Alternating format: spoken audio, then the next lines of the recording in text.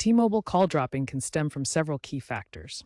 First, VoLTE and VoNR are technologies that handle calls as data over 4G LTE and 5G networks, respectively. If your phone switches between these or loses signal, calls can drop. Second, Wi-Fi calling routes calls over Wi-Fi when cellular is weak, but unstable Wi-Fi can cause mid-call drops. Finally, SIM card issues, whether physical or eSIM, can prevent proper network registration. Network congestion in urban areas also can lead to this problem.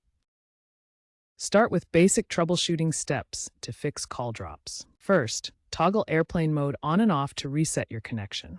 Next, update carrier settings by dialing ***4636 ** on Android. Reset your network settings to restore default configurations. If using Wi-Fi calling, ensure a stable connection and check firewall settings. For SIM issues, contact T-Mobile for a replacement or eSIM reprovisioning. Advanced users can disable and re-enable VoLTE or VoNR in developer options, or use a VPN to stabilize Wi-Fi calling. Finally, check T-Mobile's coverage map to confirm signal strength in your area.